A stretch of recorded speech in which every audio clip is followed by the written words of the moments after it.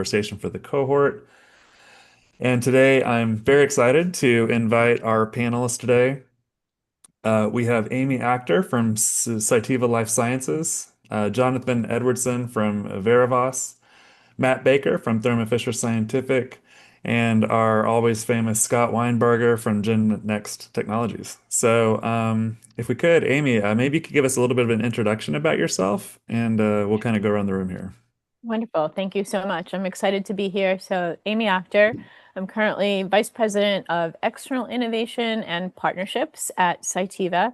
And I guess my role is exactly what it sounds like. I lead a team that helps facilitate external partnerships across all of the Cytiva business areas. So, the team is comprised of technology scouts, alliance and partnership managers, and our in and out licensing team that help the businesses identify potential partners, do the engagement and outreach with those partners, figure out what kind of relationship we might want to have, liaise with our legal team to get all of the right agreements in place, and then help to manage those relationships through completion of whatever kind of work we're going to be doing with that partner.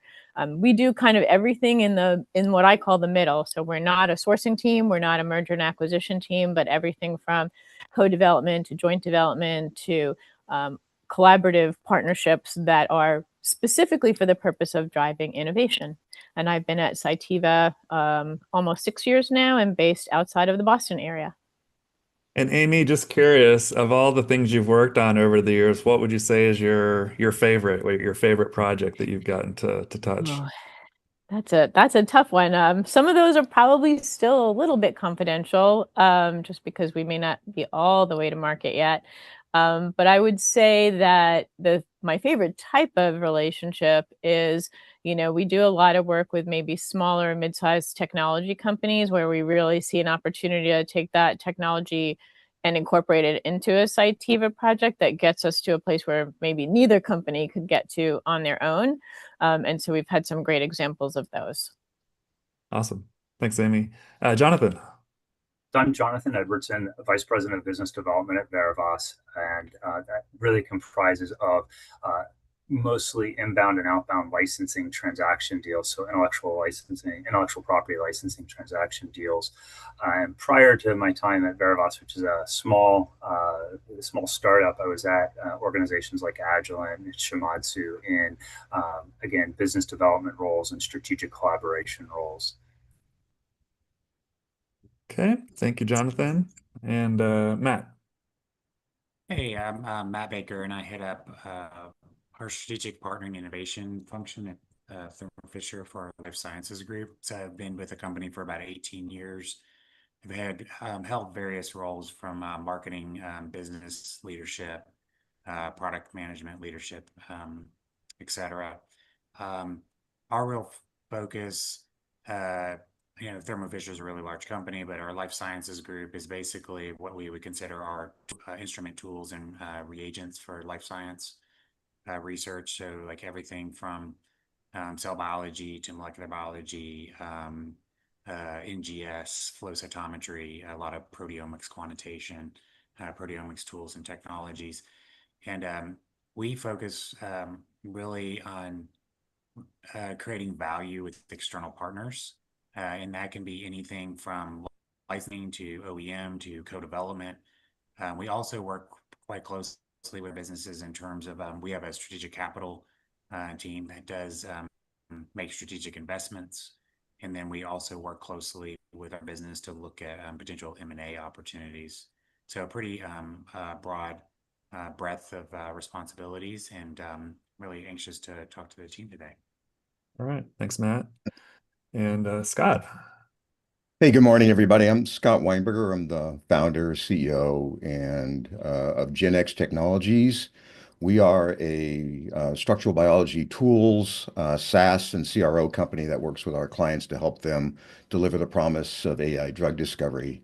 I want to send out a personal congratulations to all of the companies and founders and pioneers who've made the 2026 cohort for BioTools Innovators. I can empathize with you.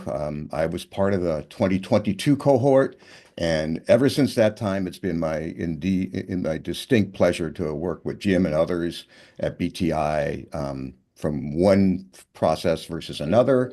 And if you have any questions, feel free to reach out to me as well. I've been exactly where you guys are today, and I've gone through the journey. So glad to help. And Scott, for some context too, how many times have you done this? Not BioTools, but building a company with a product. Well, it's a serial thing. So I did 3 startups with colleagues, and then 2 came out of my garage. So I guess it's 5. I've done this 5 times. So a little experience. All right. So, just a little formality. If you'd like to ask questions, please use the Q&A box, not the chat box in Zoom. We can also take questions from LinkedIn as well. But yeah, with that, let's get started. So, last week we talked about closing your first customers, and today is really about the relationships that take you further than you can go alone. In this case, we're talking about partnering. And oftentimes the hard part's not getting the meeting, it's getting to the right people and making the right impression and talking about the right things at the right time and the right stage. So with these panelists here, we'll jump into it. But I think the first thing I'd like to talk about is really finding that right partner and how to find the right people inside of it. So I guess, Scott, I'd like to maybe start with you as sort of the entrepreneurial perspective and kind of, you've done this before. What's your thoughts on how do you sort of identify one, the right company, and two, the right champion within that company? Yeah, right. Thanks, Jim. So, just like everything else that you have as you putting your programs together for your company, your strategic outreach should be an integral part of your business development plan. And so it should be an exercise and that is performed in a manner where you really are informed as to who you want to speak to and how do you want to get in.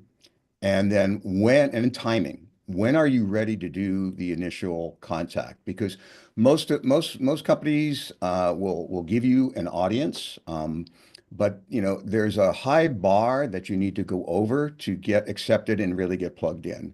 And so you need to make sure that when you go out and you start working with various different potential strategics, you're really ready to put your best foot forward because they've got a very busy schedule. They've got driven KPIs and requirements to basically partner with the right people, and they'll be really kind and spend a lot of time with you. And you just want to avoid spending too much time with them kicking tires. You really want to you really want to set up a situation where you're going to get some traction and you have a valid story and a compelling business model and a compelling value proposition. I like to come in as high as I can, and that's really a matter of trying to you leverage your own personal ecosystem, reach out to all the colleagues and friends that you may have professionally, who can also give you referrals to come in as high as you can on the biz dev side. And the other thing, the final other issue is that you really need to identify a champion. If you get some traction with one of these strategics, you need to identify a champion who shares your view. And that's going to really, if you're going to be a new innovative company, as all BTI cohorts are, you really need to find an early adopter who understands exactly what you want to do, gets it. They have to really get it.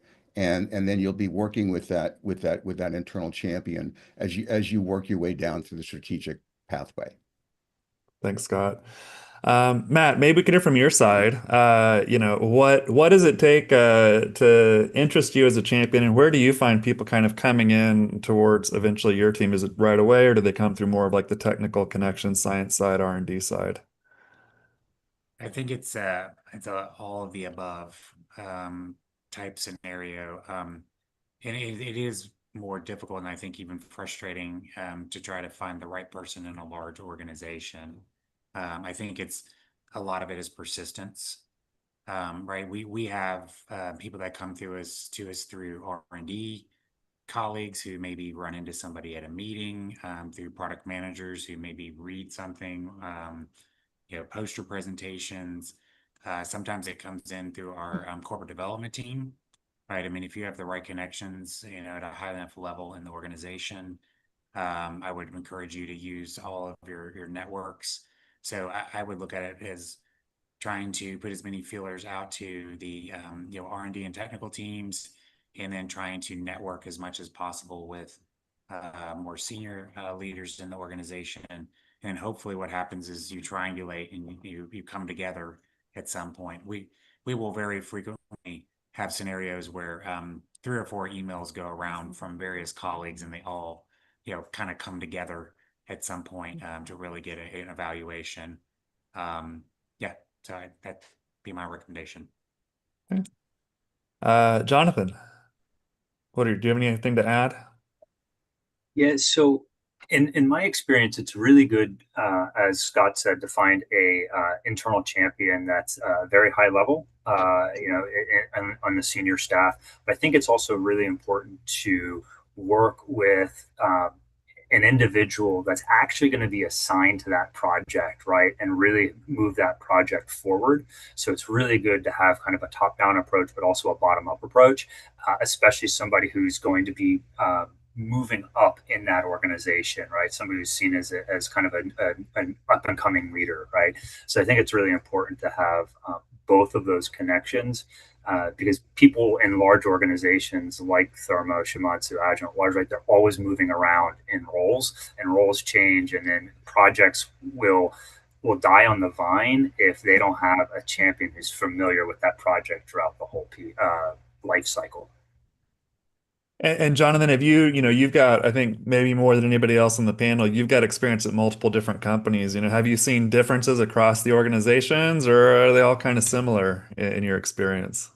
Each and every company works very differently, and roles and titles may appear to be the same, but they are very different from organization to organization. And there's cultural differences when dealing with a Japanese company versus a German company versus a US company. And you have to understand how those organizations work and what is important to those organizations. And I think one thing that's often forgotten from the startup world, and I'm living this now, is startups work on a much shorter, truncated timeline, where these larger organizations are working on a 5-year plan. So you have to understand that and where you fit into their 5-year plan. And any thoughts or insights in terms of do you just ask? Is it something the contacts will tell you, here's our 5-year plan, or is it a little more subtle than that? I think it's much more subtle than that. I think you need to kind of look at the corporate direction and kind of where they're going, and really having developing a true relationship with the product managers, and then the marketing managers that are really driving that strategy at the ground level. I think is really important. Yeah, All right, thanks. that's Maybe one, one if I can point. add just one thing. If Sure. as you're trying to figure out where a particular company is going, just do some deep web dives and go look at what their M&A activity has been in terms of, what the announcements in terms of collaborations they've done, companies that they've acquired. That'll give you a feeling for which way the compass is pointing in terms of the direction that they're going. And what's been divested as well.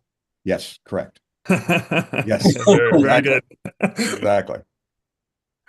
That's a very good point. Maybe Um, one yeah, other Matt. quick point. Can you guys hear me? Yep.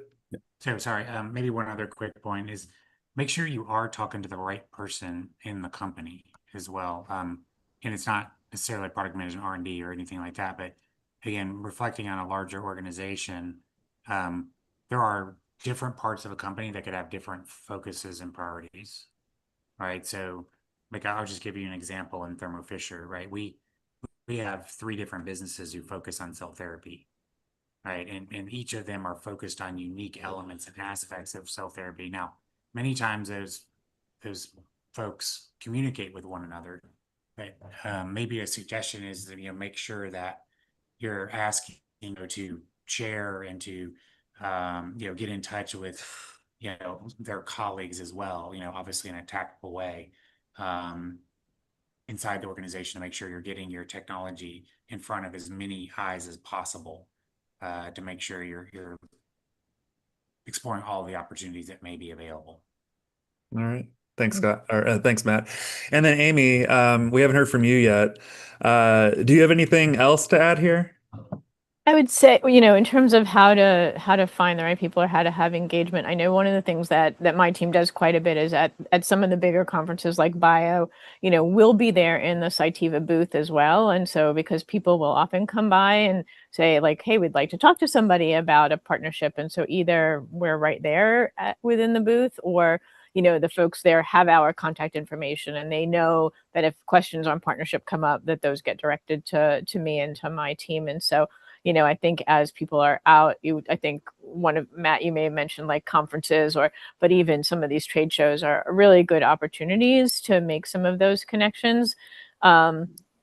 I would also say, at least in the case of my team, we sit in like a horizontal unit that works across all of the operating companies at Cytiva and all of the businesses. So from how do you engage as broadly across the team, I agree. It is finding somebody that sort of represents that total picture of what's happening with the company and then can bring in, typically when we have a initial discussion with a partner, we're going to tap into folks across the businesses that might find the technology relevant or that might have interest in engaging. So I think those are some of the key things. As far as, there was a little bit of a question too about how to engage and how to prepare. I think the one thing that is compelling to us is when the partner has done enough research that they've thought about, well, what's in it for Cytiva, right? Not just what's in it for us maybe, but like, how does this benefit you? So there's been some homework around our product portfolio or gaps in our portfolio, or how this technology or product, might work within the Cytiva platform and bring something. The idea for us when we're doing partnerships is it's got to bring value for both parties. And so it's helpful when partners come to us and have also not just thought about the value for themselves, but the value for Cytiva. I think that makes those early conversations go a lot smoother. So thanks, Amy. To follow up on that, kind of a two-part question here. What is, on that startup side, what does a good startup partner look like to you? And what are some common points of misalignment? That's a question that just came in from one of our cohort. That's a great question. And I have a great example from one of my past lives of some misalignment where we were actually working with a partner who had a great technology and we wanted to bring it in. And it was when I was in a consumer products company and we wanted to actually make it a product that would be available to consumers. The partner was working in a very different space. So we thought, oh, that's great. There's no conflict. We want this space. The partner wants that space. The challenge was for it to be a consumer product, it needed to be, this big and this expensive. And the partner platform was very different. And so they weren't necessarily motivated to work on the things that we needed to work on to get it to the product that we needed to take to market. So I think that alignment is really about understanding, again, what's that opportunity for both parties? Do we have if it's non-competitive, is there still reason to believe that it's something we both can benefit from, right, in that regard? So I would say that's one thing. I think the other, we engage with companies at very various levels of development. So maybe early through, maybe closer to go to market. And I think it's really about like our engagement model at each of those stages looks a little bit different. So maybe having some understanding of where they are. And then I think there was somebody mentioned how long it might take a big company to do things, right? We've got our internal processes and we've got hurdles we need to meet. So really engaging in a conversation on where are we, what are the different gates we need to get through, and what are the deliverables to get through each of those so that we're all aligned on what work needs to be done and what does that actually mean in terms of, often I think the question is how quickly can we give them a forecast or get to market, and we're maybe 3 or 4 steps back from that. So really having the conversation on where we are, what's the work package that needs to happen to get to the next step. I think those are really important conversations. Thanks, Amy. And Scott, I'd like to get this next one to you to start. But do you have experience or perspective on partnering with larger companies versus smaller ones? I know it's a pretty loose definition here, but I think we can consider, Cytiva and Thermo Fisher probably in the larger company categories, Yeah. and maybe Verivas would be more in the medium Yeah, so tier. so I've got experience partnering with both. I think the first thing is you need to do before you start the outreach is you need to understand specifically what you want to get out of the partnership. Okay, so you have to do a lot of internal thinking and exploration as to what you can expect. Excuse me, to get out of it in the near term, in the immediate term, and then the long-term issue. And so you have to work through the various possibilities as or whether or not you want to get recognition, marquee value, ultimately to accelerate your equity raise activities, your commercial development, whatever that is. Now the difference between a small company and a large company is really just a big matter of responsivity. Okay. If you're going to partner with a small company, you're going to come in at a high level and there's going to be a strategic fit and it's going to make sense for both companies. And both companies are going to be operating on a time horizon, which is going to be comparatively accelerated to one of a large organization. A large organization, as Jonathan said, has primarily a 3 to 5 year trajectory already established. And then you need to understand how you're going to fit into that particular large organization. And you need to temper the fact that with a large organization, it's going to be primarily your responsibility to drive the process because there is a lot of activity already going on in the large organizations. Even your internal champions already have their dance cards completely filled. And they're working against one set of KPIs, which are do not embrace any of your aspirations or goals because you're just coming in. Okay. So you have to be very proactive and you have to basically provide all the necessary energy and documents to drive the value proposition that you're trying to sell. And so, I mean, those are the major differences in terms of my experience. Any other thoughts on that before we move on? Okay. I'd like to move on to sort of ways to partner now. And Matt, maybe I could kick it off with you. So beyond investment, how do strategics actually engage with startups? We're talking about pilots, co-development, licensing, co-marketing, joint ventures. How does that kind of work from your side? You're muted at the moment. Thanks. Sorry about that. Yeah, I think it really depends on two things.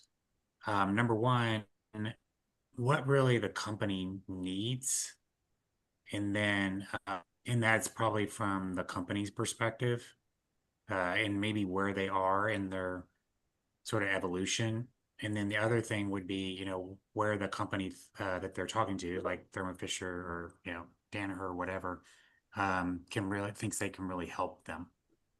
So it's probably, again, trying to come to a consensus on what those real needs and what the opportunities are and how they think the company can help them. So, for example, some companies they've already figured out a lot of stuff. Like they've got, they basically de-risked a technology. They've got really strong, like I would say, alpha or maybe beta units, something along those lines. And really what they need is just money to scale in manufacturing. So that could be an opportunity. You would look at maybe some sort of investment, or maybe you look at some sort of your distribution model. Maybe there's a way that you can get some value out of signing up a distributor and or a partner that could help you commercially go to market. There could be scenarios where you've raised money, you've done a good job again de-risking the company, but you really need more money to go to market, right? So this is a very common thing right now, especially in the VC community, where a lot of VCs, at least that I've spoken to, are very hesitant towards funding a lot of go-to-market activities. right? If you're a small startup company, to get into the market and to really get your product into customers' hands, it's a very expensive proposition, right? To hire salespeople to do marketing, travel and go to conferences and all these types of things. So it could be that, there's a real opportunity to leverage, a strategic's go-to-market capabilities. And then, so those are more on the maybe the developed, more advanced type of relationships. If you are a company and you have more of a concept, an idea, or maybe you're in pre-alpha or early alpha stages, that's going to, in these days, generally be a little bit trickier of a conversation. But that's maybe more where you would lean towards, hey, can I license something to somebody, or can I co-develop? Is there a potential to get some funding to help us co-develop this? But then those are things that you probably will have to consider, like what are my options? Am I willing for exclusivity? Those types of things that you would have to really consider. So, in summary, I think it really depends on where you are in your product development journey. If you're early on, I think you're probably going to have to look for more help and effort on the development side of things through various funding or mechanisms. If you're very on the end of your journey in terms of de-risking and things like that, it's more around manufacturing, scaling, and looking at things like distribution, maybe OEM, that kind of path. Okay, thanks, Matt. Jonathan, on terms of like I'm happy to hear your thoughts on that, but also kind of how do you kind of think about structuring these types of deals from your Yeah. different perspectives? So I think what's important is that it's not a static discussion, right? It morphs over time, and the deal changes over time, right? So the way I kind of look at these things is a more as a holistic relationship with the organization you're working with. It's not a transactional relationship, and that means finding the right organization, right? So some of the big organizations might be a great fit. Some of them might not be a good fit for that type of deal making. But what I'm getting at is if you have a product and it needs some R&D tweaking, or maybe it's ready to go to market, that commercial relationship is the most important piece. Meaning you need to have bidirectional flow of money. That's what's in it for the partner as well as what's in it for your company, right? And it's really priming the pump, getting sales, and how do you do that? What does that relationship look like? Maybe it's an OEM relationship. Maybe that OEM relationship then turns into an outbound licensing relationship, right? So there's different stages that this can move through with the organization, and ultimately it can end up with a technology transfer or an acquisition of that small startup, right? So I think those deal structures, as Matt said, they change based on where the technology is. But I think more importantly, it's changes based on the relationship that the companies have together. I'm a really big proponent of relationship deal making, and that's what drives the collaboration through the larger organization. So big organizations, as Scott said, they have a whole plan set up, and the way that you can insert yourself into their plan is to have a relationship with somebody that can change that plan, right? And that's really important. And the way that plans change is you show value to that organization, and you show that over a couple of years, right? You're not going to go in and ask for a bunch of funding, because these organizations just aren't doing that type of investment anymore unless you have something so novel, so unique that fits perfectly into where they are today, and it fits an immediate need. And most of the companies we're dealing with just don't have that technology, right? It's small incremental change to a large portfolio like a Danaher or a Thermo Fisher or Shimadzu. Yeah, Amy. And I think kind of building on that, one of the things that's important from our perspective is I think we want to know that we all have like the same end goal in mind, right? Like what's in it eventually is a commercial partnership, whatever that is, but we may not start there. And so I think we do a lot of things as a way of sort of getting to know each other and learning each other's ways of working. And so we might start with a co-marketing agreement or a collaboration agreement. And it is an opportunity for us to build the relationship and to, for them to get a little peek under the hood at how Cytiva operates and how we manage projects and how we work with partners. And the same is true on our end, right? We're trying to get to know them a bit more, and how are they as a partner and how are they to work with. And so we definitely see that as a progression, using those early engagements as that sort of test and learn cycle that ultimately, hopefully, lead us to, yes, we all agree that this is the end point that we have in mind.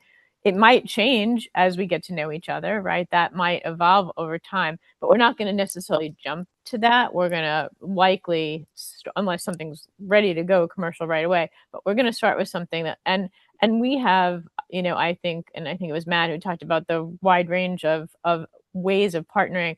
I think the nice thing is we have a big toolbox of ways that we can work together in terms of collaboration. We also have a corporate ventures team within Cytiva that isn't part of my group, but that we can bring in to talk about, is this an opportunity for Cytiva to make an investment? And along with our investments, there's an expectation that there's also a collaboration. So we're not just doing venture investments, but we're doing them as part of our partnership strategy. And so, I think just recognizing that these things are going to evolve over time, and that to take those early stages as that opportunity to get to know each other and to learn ways of working and processes and personalities maybe a little bit as well. Yeah, Amy, may I Yeah, go just ahead, add on Scott. to that? So you're absolutely right. There is an evolution, and it seems like the lowest point of entry is the co-marketing agreement, or the co-marketing program. I think as you make your way through that evolution from co-marketing to value-added reseller to OEM, these are the various different possible models that you have. It's important to realize not only does a relationship have to grow to get to that point with a strategic, but the company needs to be capable to meet the criteria and the expectations for those different business models. So if you're going to consider an OEM relationship with a large strategic, it's going to put a tremendous demand on your organization to meet the criteria that will enable that company to find comfort in you as an OEM supplier. Most early stage companies can't do that. Okay, that requires a tremendous amount of sophistication and enterprise development to you to be able to jump over that bar. The same thing with a value-added reseller is a little bit lower than that, but it's easiest to start with the co-marketing agreement. But as that relationship grows, your company has to grow as well. So you should come to understand how you want to evolve that relationship with your partner, and you need to understand how your company needs to respond so that it can basically get to the next level in that strategic plan. Thanks, Scott. One last question here for Amy before we move on, at least to kick us off. So, when you're meeting with these companies, obviously they're all different stages and sizes, but how do you think about going about the process of structuring these first sort of processes? Is it kind of is it like just a taking steps into the pond, sort of like little baby steps, or do you kind of get excited and there's kind of a big push and investment and some activity around the project? I would say more often than not, it's the more planful. We have cases where, maybe it's coming in from one of our senior executives, and so then it carries a little bit of that momentum and excitement with it. But in general, if either we've gone out and identified a potential partner or a potential partner has come to us, I mean, we're gonna actually take things pretty slow to get started. We'll push for almost a non-confidential conversation first, just so that we can understand what they have. Maybe, we're very careful about not having exchanges of confidential information if it's an area that we might be working on internally, because we are very careful about risking things like contamination. So it may feel like we're hedging or we're being slow, but some of it is to protect ourselves and to protect our potential partners. And so we're going to start out with, what can we share at an early level? We'll bring in people from across the businesses to listen in. We'll go off and have an internal debrief. We'll come back and say, yep, we want to learn more. Let's get an NDA in place. Let's have the next conversation. And that one is when we're going to get more into the technical details, what are you looking for from Cytiva? So that's really when we want you to have that kind of ready to go. Like, what do you have? Where are you? What do you want? What do you need? And how do you see Cytiva as that right partner? And we'll come prepared with some of that as well. Like, how do we see this fitting into our roadmap? Where is it? What do we see maybe as the path going forward? And we'll also go through more extensively, like, how do we approach partnerships so that you can get a little bit more perspective on what this whole process might look like.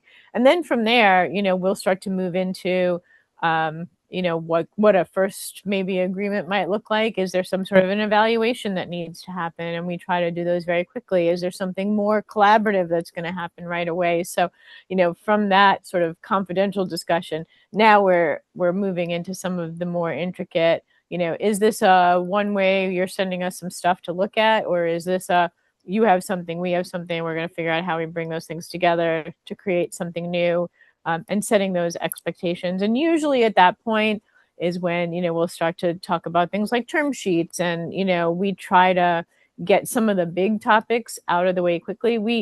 We've had a lot of experience, again, big company, right? We don't see a lot of value in sending out a 30-page legal document, especially when a lot of you all probably are going outside for legal support.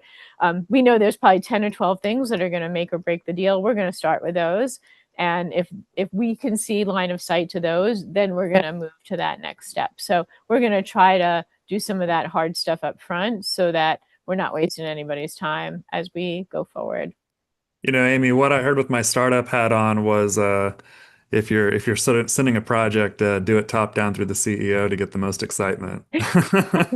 Well, we do have some of that, for sure. There are certainly I report to our CTO. There are absolutely things that come in through our CTO, and we obviously vet those very carefully. But I do think that the go-to-market process lives in the businesses, and so we have to have a business owner. I always say we need somebody with a checkbook. That is not me. It is the business team, and so I need somebody behind me raising their hand saying, if you find this, I want it. And unless I have that, it's very hard for us to get any traction.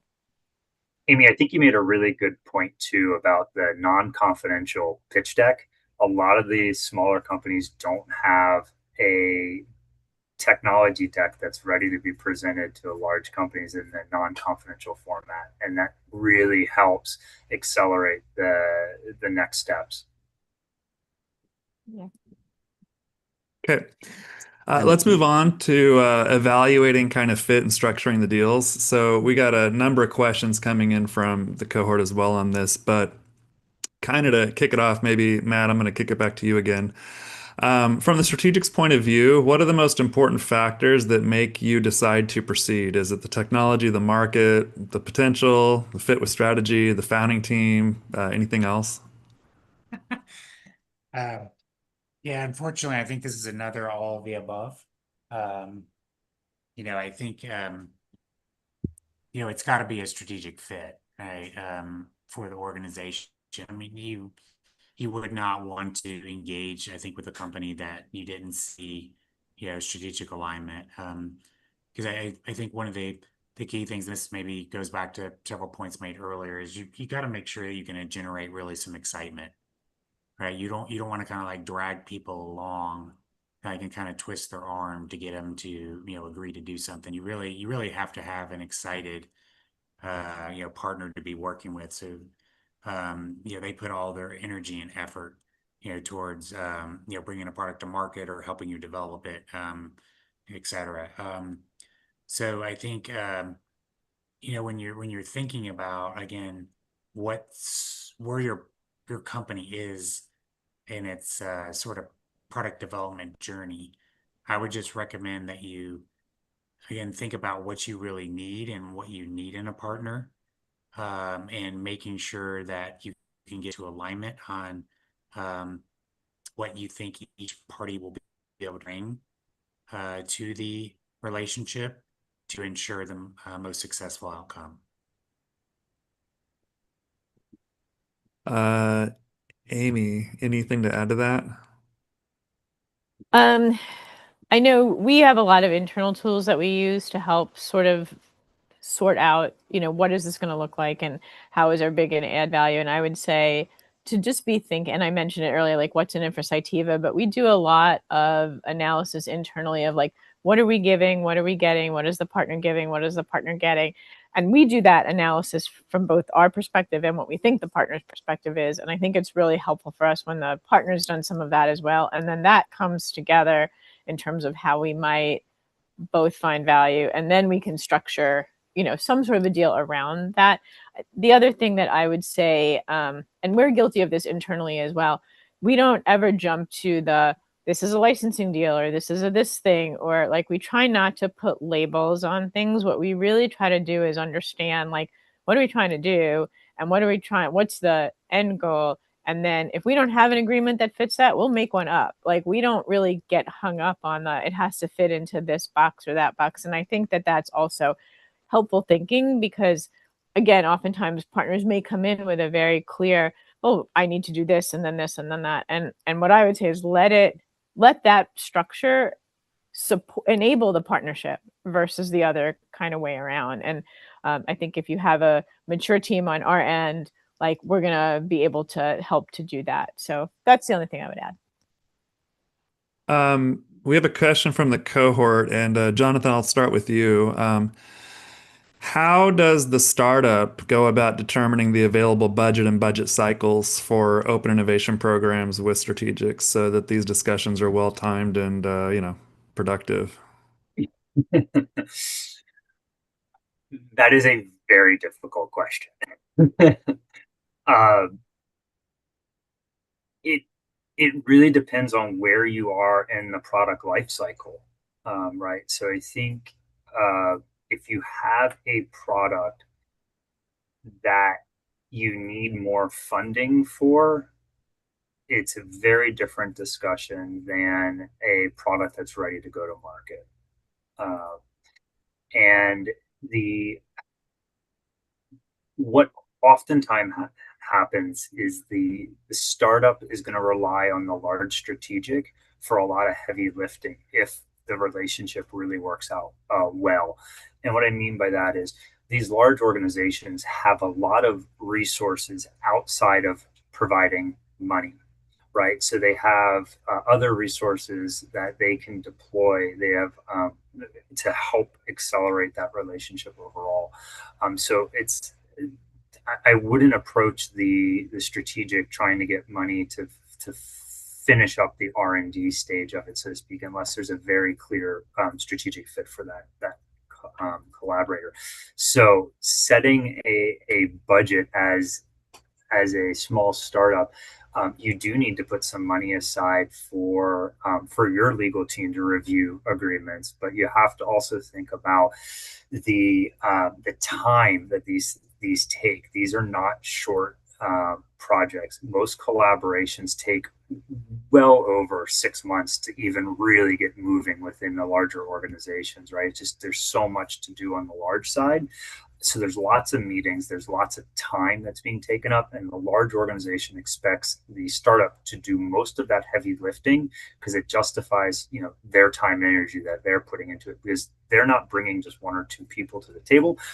They're bringing numerous parts of the organization. So there's regulatory compliance, there's legal, there's the product side, there's just lots of things that are involved. So I guess my succinct advice is plan for significant budget impact for a collaboration, because there's a lot of moving parts that you don't think about. I know it's not the most direct answer, but it's a hard question. It is a hard question. Any other thoughts on that before we move on? Okay. Scott, question for you here. What are some questions that startups should be asking when they're starting these engagements? What should they be kind of thinking about and going in with? I suppose this is towards preparing for your outreach, right? I'm going to take that from that context. So as I said earlier, this needs to be an integral component of your business plan, of your company and your product development and your enterprise development plan as an organization. You should not count on strategics to basically carry you over the finish line, because they won't. That's not what they do. Okay. So you need to think through how does the strategic outreach fit into your overarching business plan? And then you need to understand which strategics do you want to go contact. And I think, as Jonathan said earlier, you need to get your slide deck in order. I would also say you need to have a one-page executive summary that you could send out. We refer to it sort of tongue-in-cheek as a teaser, because nobody's going to look at a slide deck. Okay, you got about 5 minutes, unless you've got an internal contact and champion from the gate, which is a relationship-driven thing, as Amy said. Unless you have trust and a history, you're not going to get that. And so you need to have a really good executive summary that'll allow you to get on the road towards getting your first real meeting. And one other thing I would also recommend is that you think about not just the companies that you want to target as your strategics, but think about the verticals of those particular companies. Because everybody here, we're talking with a whole bunch of people from the tool sector, from the bio tools sector. Your ideal strategic may not be in the bio tools sector. Your ideal strategic may be in drug discovery, or it could be in computational drug discovery. It could be a biopharmaceutical company. You need to think about your product mix, where your early adopters may reside.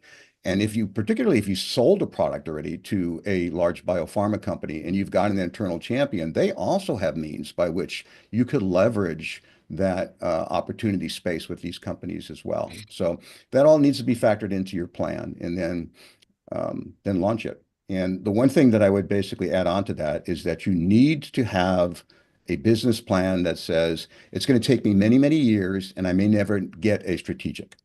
If you're honing a lot of your strategy around landing a strategic, you're probably going down a rabbit hole. So it's something that needs to be an adjunct activity, but not the primary activity. So Scott, I want to add in here. Thank you for that. By the way, Scott has an amazing 60-second video from the program in his year, so I would recommend to go watch it if you haven't. But Scott, you mentioned the executive summary. I'm just curious, how do you feel about the 60-second video as a intro piece? I think the 60-second video is a great way to basically get somebody to watch, because people are more apt to watch a video than they are to read your document, quite frankly. And if you can make it entertaining and fun to watch, you're already ahead of the game, and then the content will come. But yeah, I think, Jim, that was a great exercise. That was a lot of fun doing that. And I think all the BTI cohort teams should have the same experience, because I know you got like a large number of them this year. I think we only had 16 when I was. I've got 30 the last few Yeah, years. Yeah. yeah, I know. That's incredible. Yeah. And maybe Joe, while we're sitting here working, maybe you could find that video link to share in the chat, but we'll keep moving. So, yeah, I think for the rest of our panelists, maybe Matt again, what are some common mistakes you've seen? What kind of turns you off? What shuts the deal down? What are some specific examples, not companies mentioned, of course, but like what are some specific examples maybe where things really went wrong and the company messed up for some reason? You're muted, by the way, still. Sorry, guys, I'm in a loud city, and so I keep trying to mute myself. The Yeah, I kind of hate to say this, but I kind of have to say it. I think by far the biggest challenge that we find is maybe too high of expectations, either in value evaluation or what they expect the company to do. And I think what some folks struggle with is they look at like a big company and they're like, well, they've got all kinds of money. They should be able to, pay for this, do that, invest in this. But they don't realize that even large organizations, they are run via P&Ls, right? And they have to justify the investment. In many companies also run on smaller, big business division or segment P&Ls, right? So it's not like you're dealing all the time with like one big mothership. You're dealing with individual businesses who have their own budgets. and they have to be able to operate within those budgets. So it's probably, having realistic expectations about maybe back to a little bit of what Scott said, and what a company can actually do for you, and not be saying, oh, the strategic is going to do all of these things for me. A strategic can do a lot for you. Don't get me wrong. I mean, go to market, engineering expertise, V&V, quality scale up, et cetera.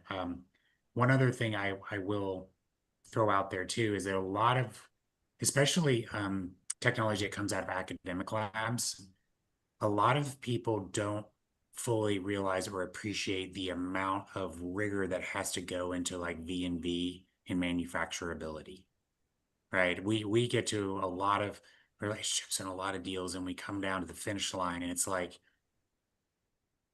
it's in triplicate. You have to do this. You have to have all of these manufacturing metrics, and a lot of times I think people struggle with the concept of this is a manufactured, massively scaled, globally scaled, distributed product. You can't have product failures.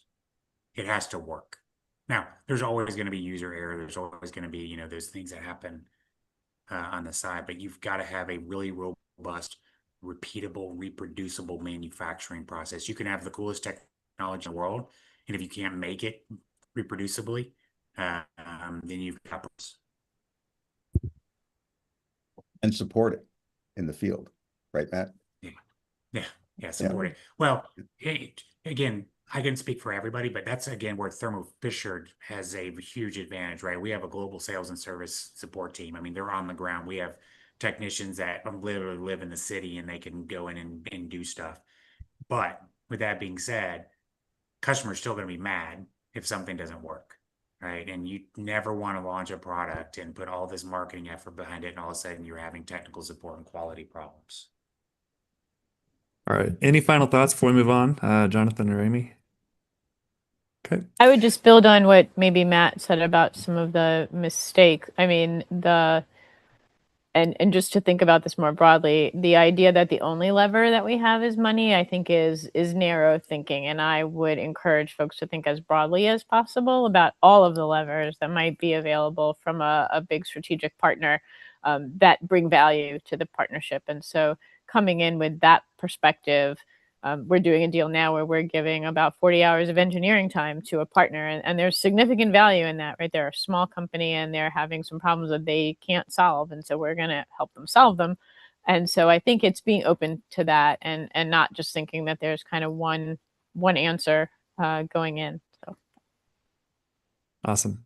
Okay, so we got a few minutes left here in the open session, but I want to kind of close out with kind of, making it last. These are relationships that are built to last and scale. And I think for some context, it might be interesting to hear. So like, for the startup, this is their beyond full-time life passion work. Like, they are 100+ % on this. For you guys, it's probably not the same. Like, when you're working on a collaboration, it's maybe like, I don't know, is it 5% of your day, 50% of your day? Like, how is that focus kind of different? And then, what are some experiences or advice on kind of keeping these projects moving up, top of mind, productive, things like that? Maybe Amy, you could start us, and then we'll move to Jonathan and Matt. yeah.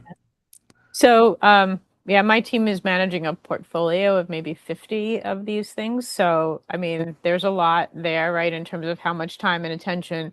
But I think that said, some of the things that we really try to do, if we're in a collaboration sort of stage, we're going to have regular touch points on the calendar. We're going to make sure that we're staying close. We're going to make sure that folks understand when our gate meetings are and that we're preparing for those. I think one of the best tools that we have in our toolbox with a lot of our partners is we'll put in place some sort of a joint steering committee. And it sounds very formal, and sometimes it is, and sometimes it's not. But it's really a place where we can go and have not those day-to-day discussions, but maybe the bigger strategic. How's the partnership going? Are there barriers we need to be worried about? are there other things that we should be talking about? Are there new technologies or new products coming in from that partner? And having that kind of a forum for us, I think, is one way that we really help to manage these relationships and keep them, on the radar for the business. Those tend to be maybe more senior people and the folks that are in the trenches day to day. And so I would say, just making sure that we've got that sort of structure in place that help us manage that relationship on that ongoing basis. So it doesn't get forgotten. We've got we see this at levels. We have the technical day-to-day people interacting. We might have the market people day-to-day, and then we have the steering committee meeting a little bit less frequently, but they're there to help guide and steer and problem solve and remove barriers and those kinds of things. And that's been a great model for us. Okay. Jonathan. Yeah, so I think one of the most important things to remember, and Amy said it, is there's a portfolio of collaborations that are going on. So the average person on my team, when we were doing working specifically with collaborations, was managing between 20 and 30 active collaborations at one time. And I think one of the things that people forget is they're not just collaborating with small companies. There's also large company collaborations. You have Shimadzu and, let's say, Agilent trying to collaborate on something, or Cytiva and Thermo trying to collaborate on something, and those require significant resources. And collaborations are prioritized typically on one thing: what's the revenue that's going to be generated by the collaboration?